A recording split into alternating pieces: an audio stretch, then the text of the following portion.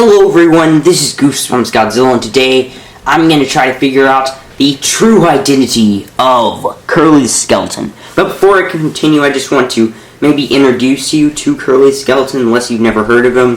So basically, I will try to keep this short because there's really not that much to explain. It's just Curly the Skeleton is a skeleton that has a pet dog, reads Goosebumps books, and he was the, basically, the mascot of Goosebumps during the 90s. That's all you really need to know about Curly the Skeleton. Also, another thing you might need to know is that he has never appeared in any Goosebumps books except for maybe like the film adaptation of Goosebumps 2 Haunted Halloween. I don't know the exact title of the book, but it was sort of like an adaptation of Goosebumps 2 Haunted Halloween, and Curly the Skeleton was referenced in there. So really, he has appeared in one Goosebumps book, but other than that, he's only been in commercials, promotional artwork, but I think I've been talking about that for too long. So anyway, guys, let's try to figure out the true identity of Curly the Skeleton. And I've actually been trying to figure this thing out for a long time. I figured out where Curly the Skeleton lives, but I never really figured out who the true identity of Curly the Skeleton is. And I'm honestly a little disappointed in what I found. I mean, I'm glad I figured it out, but I was a little disappointed that it was something people have actually been theorizing and is kind of actually already proven in Goosebumps promotional stuff, and that is that Curly the Skeleton is the chef guy from Say Cheese and Die. You might say that this is the main protagonist, Greg's family, but if you take a look at the cover art, you can see that Greg has a sister. Assuming that this kid is Greg, and this is his family, in the book he never is said to have a sister.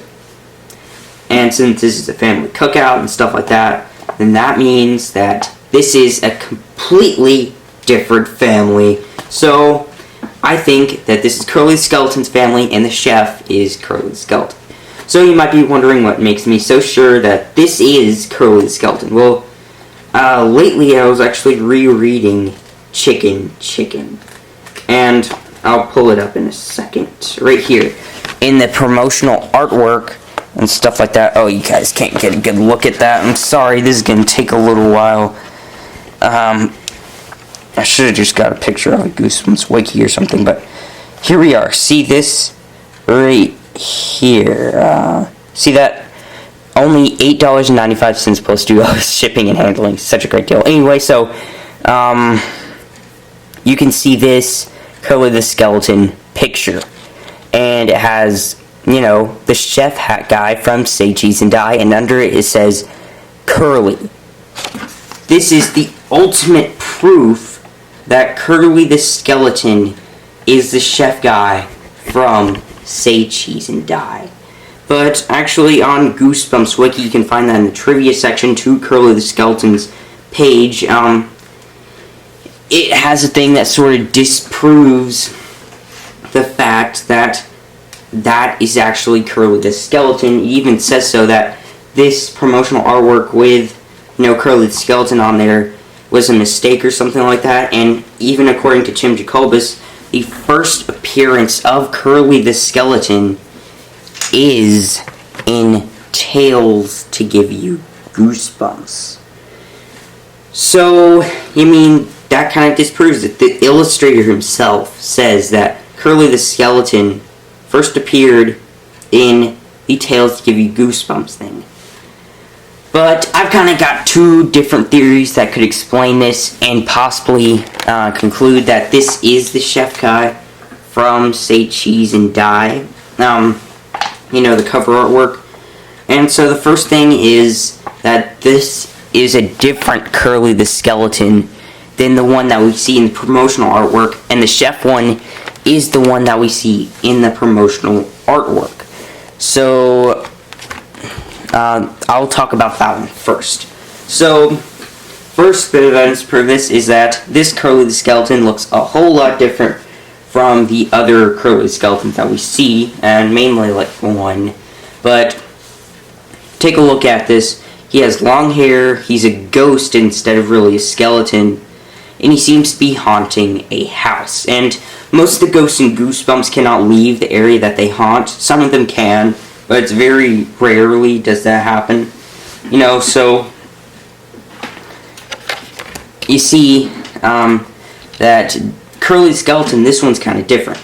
In some promotional artwork, Curly Skeleton's on a rocket to the moon, out in the desert. He travels a whole lot. In one picture, he's in France.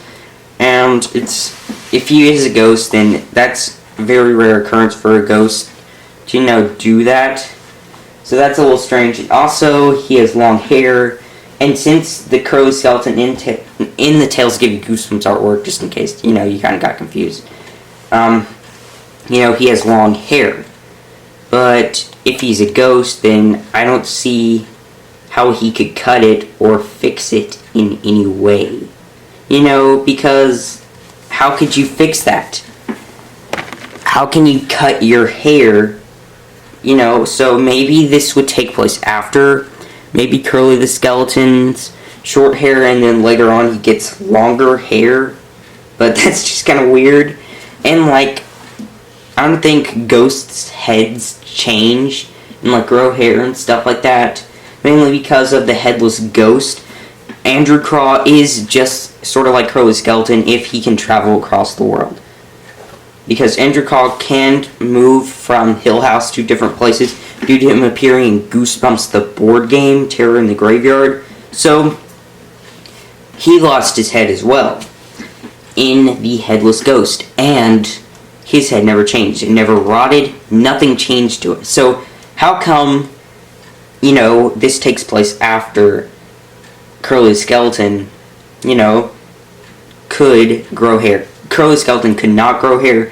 His hair would stay the same no matter what, because if he is a ghost, as implied by Tales Give You Goosebumps artwork, his head would never change. It wouldn't rot or anything like that. And so, you know, that's another huge, incredibly huge piece of evidence.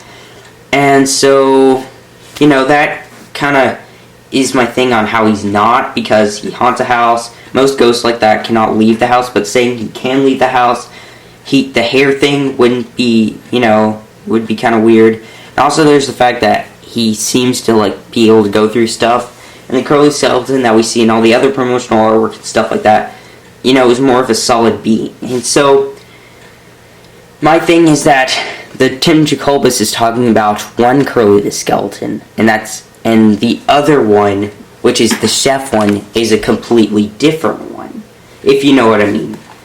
And so then there's my second theory on this, and that is the fact that, you know, this Curly Skeleton that we see in Say Cheese and Die cover artwork for the book and stuff like that is the one that, you know, he is Curly the Skeleton, but in a separate universe. I have a theory that all the Goosebumps books exist in the same universe, so you may think that I'm disproving that my own theory that all the books take place in the same universe, but here's actually evidence. But it's actually the movie universe and the book universe, which are somehow connected, you know, with opening the book and the monster goes out, but, you know, it's sort of different universe. So here's what I'm saying, that the book Curly the Skeleton, sort of like in Goosebumps the film and stuff like that, is this one. It is the Tales Give You Goosebumps style of, you know, Curly the Skeleton. But the one that we see that is solid and, you know, all that stuff is actually the mask thing that was brought to life by Slappy in Goosebumps 2 Haunted Halloween. So in that book, I do not own it, but in that novelization thing I read on Goosebumps Wiki, it referenced Curly Skeleton by saying that Curly brought to life a Curly the Skeleton mask. I don't think it said it or it showed a picture. I'm not really sure, but one way or another, a Curly the Skeleton mask was brought to life. And so we never actually saw him, you know, get sucked inside the thing by, you know, the book in the end. And maybe he was left behind sort of like the Invisible Boy did in the Goosebumps film. And so, you know, Curly the Skeleton survived the events of Goosebumps 2 Haunted Halloween. He was never sucked inside the book, and so he continues to live in the real world. And there's some huge pieces of evidence to prove this. And the first thing is that Curly the Skeleton is obsessed with Goosebumps in his solid, non-ghostly form. In the ghostly form, he only has one appearance as the ghostly form that we see, but, you know, he's not really into reading and stuff like that. He's more into scaring and all that, it seems like. But the one that we see in the promotional artwork and stuff like that is shown reading Goosebumps books. And the Goosebumps books do not exist in the Goosebumps book universe. So, how can we explain this unless he is the Curly the Skeleton mask brought to life from the Goosebumps 2 Haunted Halloween movie novelization?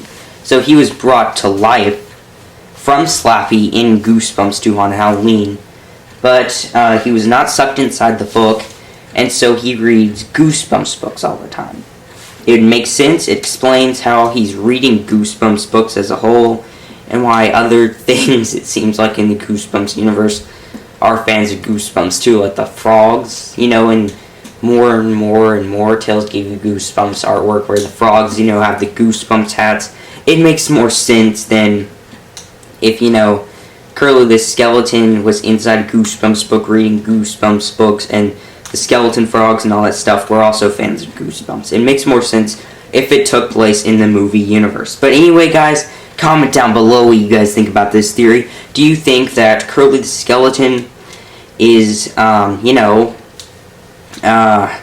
different from the one in the Tales Give You Goosebumps artwork as the ghost? Do you think they're in separate universes while they're technically the same-ish?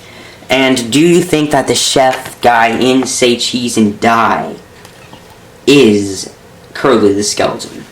But anyway, guys, comment down below who you think Curly the Skeleton is and all that stuff that I just said before. And thank you guys so much for watching.